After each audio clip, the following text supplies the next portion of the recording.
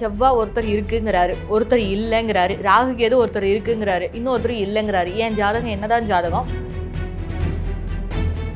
பொண்ணு வர்ற நேரம் நல்லா இருக்குமா, பையன் வர்ற நேரம் நல்லா இருக்குமா? உதாரணத்துக்கு இந்த கேட்ட நட்சத்திரம், மூல நட்சத்திரம், ஆயில்யம்லாம் எடுத்துக்கிட்டிங்கன்னா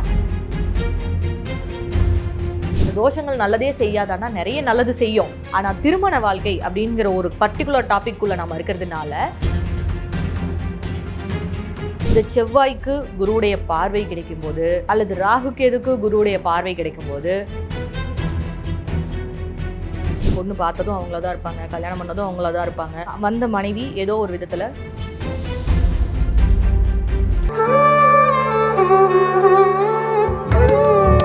ஆஸ்ட்ரோ தமிழ் அன்பு நேயர்களுக்கு வணக்கம். இன்னைக்கு நம்ம கூட ஜோதிடம் சார்ந்த விஷயங்களை பேசுறதுக்காக நம்ம கூட ஜோதிடர் திருமதி திவ்யதர்ஷினி அவர்கள் இணைந்திருக்கிறாங்க. அவங்க கிட்ட ஜோதிடம் சார்ந்த நிறைய விஷயங்களை கேட்டு தெரிஞ்சுக்கலாம். வணக்கம் மேடம். வணக்கம் மேடம். ஆஸ்ட்ரோ தமிழா நேயர்கள் அனைவருக்கும் என்னுடைய அன்பான இனிய வணக்கம். ஸோ தொடர்ந்து நம்ம சேனலில் நிறைய இன்ட்ரெஸ்டிங்கான விஷயங்கள் சொல்லிட்டு வரீங்க. திருமணம் சார்ந்த விஷயங்களில் நிறைய டவுட்ஸ் இருக்குது. நம்ம ஏற்கனவே திருமணம் சார்ந்த விஷயங்கள் நிறைய பேசிட்டோம்.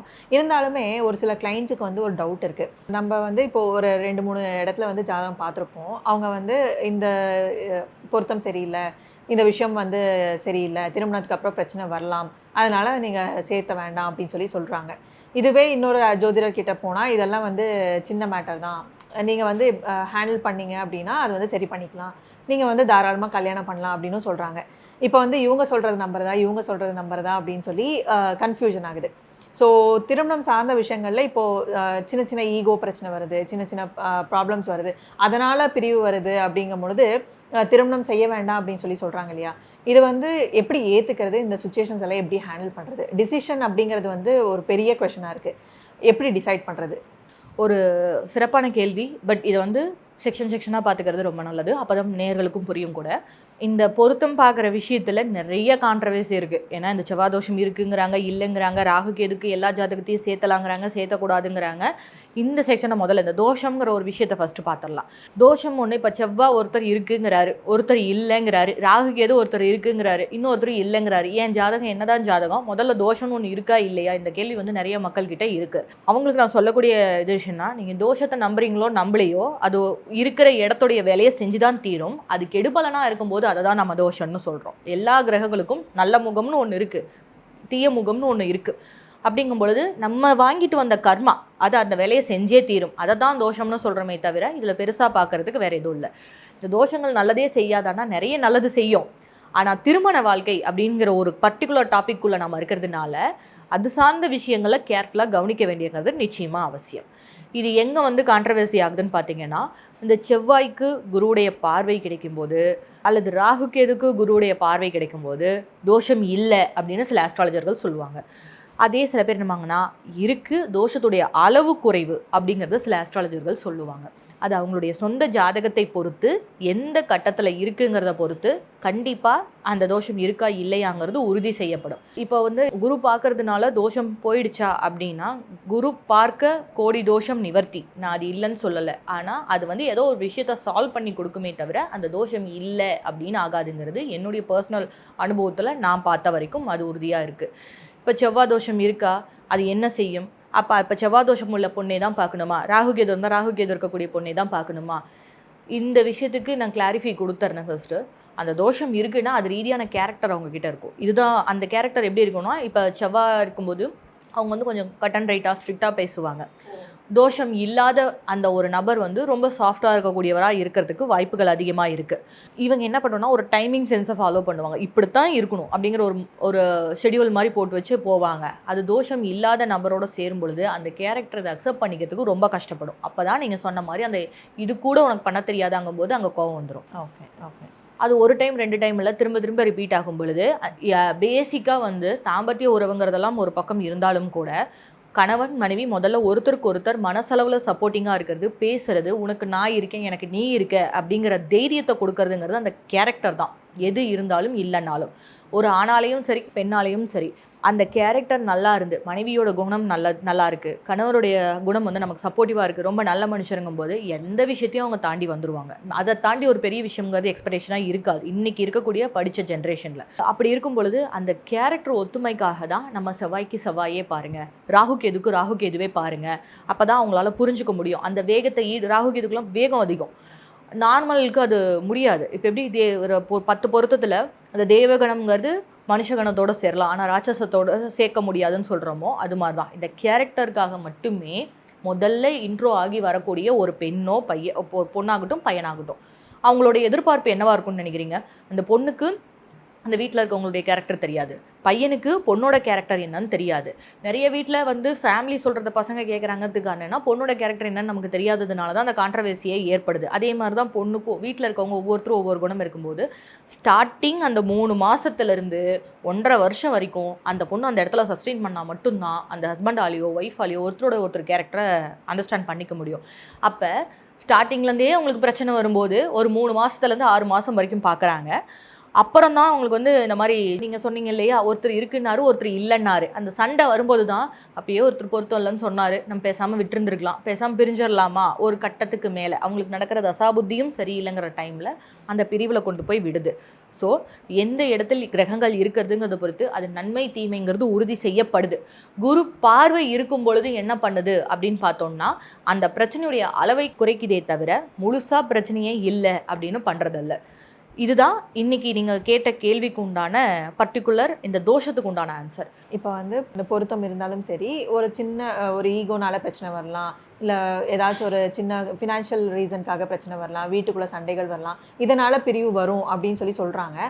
ஆனால் இதனால் வரதுனால நீங்கள் பண்ணுறது பண்ணாதது உங்கள் இஷ்டம் அப்படின்னு சொல்லி அந்த மாதிரி நம்ம சொல்கிறது எது அப்படின்னு பார்த்தீங்கன்னா, சிலருக்கு ஒரு சில பெண்கள் வீட்டுக்கு வரும் பொழுதே கேட்பாங்க, பொண்ணு வர்ற நேரம் நல்லா இருக்குமா, பையன் வர நேரம் நல்லா இருக்குமா. உதாரணத்துக்கு இந்த கேட்ட நட்சத்திரம் மூல நட்சத்திரம்லாம் எடுத்துக்கிட்டிங்கன்னா, ஆயில்யம்லாம் எடுத்துக்கிட்டிங்கன்னா, பையனாகட்டும் பொண்ணாகட்டும் அந்த நட்சத்திரமே வேண்டாம், பார்த்ததுமே அந்த நட்சத்திரம் வேண்டான்னு ஒதுக்குவாங்க இல்லையா. அந்த மாதிரி எதுவுமே கிடையாது. அந்த நட்சத்திரத்துக்குன்னு ஒரு இயல்பு தன்மை இருக்குது. அந்த தன்மை வந்து இப்போது ஆயில்யம் எடுத்துக்கிட்டிங்கன்னா ஆயில்யத்தோட பொண்ணு மாமியாருக்காகாது அப்படிங்கிற மாதிரி சொல்லுவாங்க இல்லையா. ஆயில்யம் நட்சத்திரக்காரங்க நல்லா சமைப்பாங்க. ஸோ அது வரைக்கும் கண்ட்ரோலில் இருந்த ஃபேமிலி கிச்சன் வந்து பொண்ணுக்கு மாறும். ஸோ ஃபேமிலியில் எல்லாருமே பொண்ணு சைடு மாறிடுவாங்கங்கிறதுக்காக அந்த பழமொழி சொன்னது. இன்றைக்கி அப்படிலாம் இல்லை, எல்லாம் ஸ்விக்கியில் ஆர்டர் போட்டு சாப்பிட்ற அளவுக்கு தான் வந்துட்டாங்க. ஸோ அந்த கால மாற்றத்துக்கு தகுந்த மாதிரி கால தேச வர்த்தமானம்னு ஒன்று இருக்குது. எல்லா மூல நூற்கள்லையும் எடுத்து பார்த்தீங்கன்னா கடைசியாக சொல்லியிருப்பாங்க, இது காலதேச வர்த்தமானத்திற்கு உட்பட்டது, விதிகள் காலத்துக்கு ஏற்ற மாதிரி மாறும். இந்த சில ஜோதிடர்கள் சொல்கிறாங்க இல்லையா, இது பரவாயில்ல செய்யலான்னு சொல்கிறது என்னென்னா, அந்த குரு பார்வை இருக்கும் பொழுது அல்லது கெட்ட கிரகங்களுடைய தசா புத்தி இப்போதைக்கு வராது, அது வர்றதுக்கு 10 வருஷம் ஆகும் 15 வருஷம் ஆகும் அப்படிங்கும்போது அவங்க மெச்சூர் ஆகிடுவாங்க. ஏன்னா நீங்கள் சொன்னீங்க இல்லையா, அந்த காலத்தில் எல்லோரும் சேர்ந்து வாழ்ந்தாங்க, அன்றைக்கி இருந்த காலம் வந்து வேறு, ட்ராவல் கூட பண்ண முடியாது, வெளியே எங்கேயும் ஒரு பெரிய அளவுக்கு பஸ்ஸு கூட இருக்காது ஒரு 20 வருஷத்துக்கு முன்னாடி. இப்போ அப்படி கிடையாது, எல்லா இடத்துக்கும் போகலாம், எல்லா இடத்துக்கும் எல்லாம் வெஹிக்கிள் இருக்குது. இந்த மாதிரி அப்போ வந்து பெண்கள் சம்பாதிச்சாங்களான்னு கேட்டால் மினிமம், ரொம்ப மினிமம், சிட்டி சைட் மட்டும்தான், லோக்கலில் இருக்கவங்க ஒரு சின்ன சின்ன கடை போட்டு மட்டும்தான் சம்பாதிச்சாங்க. இன்றைக்கி அப்படி கிடையாது, சம்பாதிக்காதவங்க மினிமம் தான், நிறைய பேர் சம்பாதிக்கிறாங்க. அப்படி இருக்கும் பொழுது அந்த மனநிலை மாறுது. இந்த ஈகோ சொன்னீங்க இல்லையா, கண்டிப்பாக இது எங்கே இருக்கும்னா லக்னாதிபதியோட தசை நடத்தும் போது அந்த ஈகோ வந்துடும். 10ஆம் அதிபதி அல்லது 10ஆம் இடத்துல நிற்கக்கூடிய தசை நடத்தும் போது அந்த ஈகோ வந்துடும். இதை நான் அந்த தசாபுத்தியில் கல்யாணம் பண்ணும்பொழுது அங்கே ஈகோ கிளாஷ் ஆகிட்டே இருக்கும். அது நிச்சயமாக வந்து ஹஸ்பண்ட் அண்ட் ஒய்ஃபோட ரிலேஷன்ஷிப்பை நல்லபடியாக ஸ்மூத்தாக கொண்டு போகாது. ரெண்டாவது இன்னொரு விஷயம் இருக்குது, தாம்பத்திய வாழ்க்கைன்னு சொல்லக்கூடிய விஷயம் அடுத்த லெவல் ஜென்ரேஷனை கொண்டு வரதுக்கு அது ரொம்ப முக்கியமான ஒரு விஷயமும் கூட. அந்த இடத்துல 8ஆம் இடத்துலையோ அல்லது 3ஆம் இடத்துலையோ சில கிரகங்களுடைய சேர்க்கை, அது நல்லது தீயதுங்கிற வந்து நம்ம அந்த கிரகத்தில் அந்த இடத்துல நிற்கிற கிரகங்கள் எந்த கிரகத்தோடு நிற்கிது, எந்த நட்சத்திரத்தில் நிற்கிது அப்படிங்கிறத பொறுத்து எடுத்துக்கலாம். அது இருக்கும் பொழுது என்ன ஆகுதுன்னா அவங்க தாம்பத்திய வாழ்க்கை சரியில்லாமல் போகுது. உதாரணத்துக்கு 8ல் சந்திரன் இருக்குதுன்னு வச்சுக்குவோம். சந்திரன் இயல்பாக வளர்பிறை தேய்பிங்கிறது சுபர் அசுபருங்கிறதுலாம் அடுத்த விஷயம்.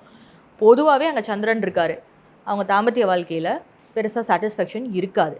இது வந்து பெண்களுக்கு ஒரு பக்கம் இருந்தாலும் கூட அவங்கள மேரேஜ் பண்ணிக்கக்கூடிய பெண்களுக்கோ ஆண்களுக்கோ யாருக்கும் இருந்தாலும் சரி, அவங்கள மேரேஜ் பண்ணிக்கக்கூடிய பர்சன்ஸ்க்கு அந்த லைஃப்பில் ஒரு திருப்தியாக இருக்காது. அவங்க ஆசைப்பட்டு தான் கல்யாணம் பண்ணியிருப்பாங்க. இன்கேஸ் அது லவ் மேரேஜாக கூட இருக்கலாம். அப்படி இருந்து உள்ளே வந்ததுக்கப்புறம் இந்த பிரச்சனை நடக்கிறதுனால நம்ம கல்யாணத்துக்கு முன்னாடி வேறு எதிர்பார்த்தோம், வேறு மாதிரி இருந்தது, இப்போ இப்படி இருக்குங்கிற அந்த மன திருப்திங்கிறது இல்லாமல் போகிறதுனால அந்த வெறுப்பு அப்படிங்கிறது ஆட்டோமேட்டிக்காக வந்தது. ரெண்டாவது, இந்த ஈகோ கிளாஷ் ஆகிறது பார்த்திங்கன்னா அந்த செவ்வாய் கேது பெண்களுடைய ஜாதகத்தில் இது என்ன பண்ணும் அப்படின்னு பார்த்தீங்கன்னா, மேரேஜை பார்க்கும்போதே கொஞ்சம் மிரண்டுரும். மேரேஜ் பண்ணவங்க எனக்கு பயமாக இருக்குது, மேரேஜ்னு வீட்டில் சொல்கிறாங்க, எனக்கு பயமாக இருக்குது அப்படிங்கிற மாதிரி இருக்கும். அது வரைக்கும் அது மேரேஜுங்கிற ஒரு விஷயத்தில் பெரிய கற்பனையில் நிறைய இப்படிலாம் வாழ்ந்தால் பரவாயில்ல, இந்த லைஃபாவது நமக்கு நல்லா அமையணும், நமக்கு பிடிச்சமான லைஃப் அமைங்கிறதுக்கு கூட அவங்க எஃபர்ட் போடுவாங்க. ஆனால் அந்த செவ்வாய்க்கு எது வந்துருச்சுன்னா, கல்யாணம் வரும்பொழுதே எனக்கு பயமாக இருக்கும்பாங்க. அப்படி இருந்தாலும் கூட ஒரு வாழ்க்கை அமைஞ்சு உள்ளே போகிறாங்கங்கிற பட்சத்தில் அங்கே ஒரு கசப்பு அது கொடுக்காம போகிறதில்ல. இந்த செவ்வாய்க்கு எதுல 2 விஷயம் இருக்குது. ஒரு டைம் நான் ஜாதகம் பார்க்கும்போது எனக்கு கொஞ்சம் ஆச்சரியமாக இருந்தது. ஸ்டார்டிங் இந்த ஃபீல்டுக்குள்ளே வரும்பொழுது செவ்வாய்க்கு எது இருக்கும்பொழுது பார்த்திங்கன்னா, ஹஸ்பண்ட் அண்ட் ஒய்ஃப் நல்லாவே வாழ்ந்துட்டு இருக்கிறவங்க திடீர்னு ஹஸ்பண்ட் இறந்துடுறாரு. ஒரு சிலர் சண்டையினால் பிரிஞ்சிடுறாங்க, ஒரு சிலர் அதே மனக்கசப்போட சண்டையோட அடிதடியோட வாழ்ந்துட்டுருக்காங்க. அதில் ஒருவேளை பையனுடைய குரு அல்லது சுக்கிரனுடைய பார்வை அல்லது சேர்க்கை இருஜாதக கூட்டு விளைவுன்னு பொருத்தத்தில் சொல்லுவோம் இல்லையா, அப்படி அமைஞ்சிருச்சுன்னா இப்போ வடிவேலு கோவை சரலா மாதிரி அவங்க அந்த அடிச்சுக்கிறதுலையே அந்த காமெடியாக அவங்க அந்த லைஃப்பை அழகாக கொண்டு போயிடுறாங்க. அந்த பிரிவு இருக்கிறதுல இந்த என்ன கிரக சேர்க்கை வேணாலும் இருக்கும்பொழுது இப்போ நான் சொல்கிறேன் இல்லையா, எடுத்துக்கலாமா அப்படின்னு வரும்போது அந்த குருவோ சுக்கிரனோ செவ்வாயோட சம்மந்தப்படுது, அல்லது பையனுடைய சுக்கிரன் மேலே செவ்வாயோ குருவோ சம்மந்தப்படுதுங்கும் போது அவங்க என்ன அடிச்சுக்கிட்டாலும் ஒன்றுமையாக போயிடுவாங்கப்பா அப்படின்னு தாராளமாக எடுத்துக்கலாம். அது அவங்களுக்குள்ள அது டாம் அண்ட் ஜெர்ரி மாதிரி அடிச்சுக்கிறதுங்கிறது அவங்களுக்கு ஒரு என்டர்டைன்மெண்ட்டாக போயிடும். அவங்களால ஒரு நாள் கூட சண்டை போடாமல் இருக்க முடியாது, ஆனால் ஒத்துமைங்கிறது கொஞ்சம் கூட குறையாது, நல்லா இருப்பாங்க. இதில் ராகு கேது சனியோட சேர்க்கை வரும்பொழுது தான் கொஞ்சம் அந்த உக்ரம்ங்கிறது அதிகமாக போகும்.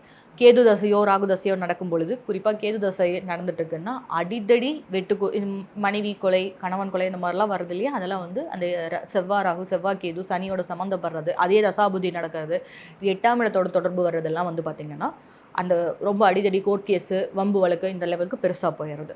இன்னொன்று பையன் ஜாதகத்தில் சுக்கிரன் கேது அது இருந்துச்சுன்னா அவங்களுக்கு மனைவி மேலே திருப்தியே இருக்காது. பொண்ணு பார்த்ததும் அவங்கள தான் இருப்பாங்க, கல்யாணம் பண்ணதும் அவங்கள தான் இருப்பாங்க, வந்த மனைவி ஏதோ ஒரு விதத்தில் சரியில்லை அப்படிங்கிற மாதிரி இருக்கும். இதில் ஒரு விதிவிலக்கு இருக்குது. சுக்கிரன் கேது செவ்வாய் கேது வரும்போது ஆண்களுக்கும் சரி பெண்களுக்கும் சரி அதே ஃபீல்டில் வேலை பார்க்குற ஒரு பெண்ணை திருமணம் போது, கேதுன்னா இப்போ நீங்கள் வந்து மருத்துவம் எடுத்துக்கலாம், ராகுங்கும் போது மருத்துவம் எடுத்துக்கலாம், ஏற்றுமதி இறக்குமதி துறை எடுத்துக்கலாம், மின்சாரம் எடுத்துக்கலாம், கேதுங்கும் போது சீதா மெடிசன் இந்த மாதிரி நிறைய எடுத்துக்கலாம். இது சம்மந்தப்பட்ட தொழில் துறையில் இருக்கிற ஒரு பெண்ணை கல்யாணம் பண்ணுறாங்கன்னா அவங்களுக்குள்ளே எந்த பிரச்சனையும் வரதில்லை. வேறு மாதிரி ப்ரொஃபஷனல் அமைஞ்சு உள்ளே வரும்பொழுது தான் அவங்களுக்கு கொஞ்சம் தொந்தரவு பண்ணுது. ஸோ ஒரு ஜாதகத்தில் நிறைய கிரக சேர்க்கைகள் இது பெருசாக போயிட்டே இருக்கும். இது எல்லாமே இன்றைக்கி வந்து புரியணும்னு சொல்கிறதுக்கு என்னென்னா, மேக்ஸிமம் இன்றைக்கி சேனல்ஸ் பார்த்துட்டு இருக்கிறவங்களுக்கு அந்த கிரகம் எங்கே இருக்குது என்ன இருக்குன்னு அவங்க ஜாதகத்தை எடுத்து செக் பண்ணுறாங்கங்கிறதுக்காக முதல்ல இப்படி சொன்னால் ஈஸியாக இருக்கும் அப்படிங்கிறதுக்காக சொல்கிறது. பண்ணலாமா பண்ண வேண்டாமாங்கிறது அந்த எந்த கிரகம் பொண்ணுடைய ஜாதகத்தில் எப்படி இருக்குது, பையனுடைய ஜாதகத்தில் எப்படி இருக்குது, ரெண்டையும் சேர்க்கும்போது எப்படி இருக்குது, தசா புத்தி எப்படி இருக்குது, இதை வச்சு தான் முடிவு பண்ணணும். அதை கரெக்டான ஒரு அஸ்ட்ராலஜர்கிட்ட போகும்போது மட்டும்தான் அவங்க அதுக்கான சொல்யூஷன் சொல்லுவாங்க. மற்றபடி நீங்கள் என்ன தான் தேடி பண்ணாலுமே அது சாட்டிஸ்ஃபேக்ஷன் ஆகாது. உங்களுக்கு கரெக்டான நேரம் வரும்போது அது கரெக்டான நபர்கிட்ட உங்களை கொண்டு போய் சேர்க்கும். ஸோ ரொம்ப ஒரு டீட்டெயில்டான ஒரு டிஸ்கிரிப்ஷன் கொடுத்துருக்கீங்க. ஏன்னா வந்து இப்போது நிறைய பேருக்கு அதுதான் டவுட்டாக இருக்குது. ஒரு சிலர் வந்து சொல்கிறது வந்து பண்ணலாம் அப்படிங்கிறாங்க, ஒரு சிலர் வந்து வேண்டாம் அப்படிங்கிறாங்க. ஸோ இது வந்து எப்படி டிசைட் பண்ணுறது அப்படின்னு சொல்லி தான் நிறைய பேர் வந்து குழம்பியிருக்காங்க. ஸோ நீங்கள் வந்து ஒரு தெளிவான ஒரு விளக்கத்தை கொடுத்துருக்கீங்க. ஸோ தொடர்ந்து அவங்களோட விஷயத்தில் வந்து ஏதாவது பிரச்சனைகள் இருக்குது, திருமணம் சார்ந்த விஷயங்களில் பிரச்சனை இருக்குது அப்படின்னா கீழே டிஸ்கிரிப்ஷனில் நம்பர் கொடுத்துருக்கோம். ஸோ அந்த நம்பருக்கு கால் பண்ணி மேம் கிட்ட கன்சல்டேஷன் எடுத்துக்கிட்டு உங்கள் திருமண வாழ்க்கையில் என்ன மாதிரியான பிரச்சனைகள் இருக்குது அதுக்கு எல்லாமே வந்து சொல்யூஷன் வந்து கேட்டு தெரிஞ்சுக்கலாம். ஸோ தொடர்ந்து நம்ம சேனலில் ஜோதிடம் சார்ந்த நிறைய இன்ட்ரெஸ்டிங்கான விஷயங்கள் அடுத்தடுத்து வர இருக்குது. அது எல்லாமே பார்க்க நம்ம அஸ்ட்ரோ தமிழா சேனலை ஃபாலோ பண்ணிக்கோங்க. நன்றி, வணக்கம் மேம். நன்றி.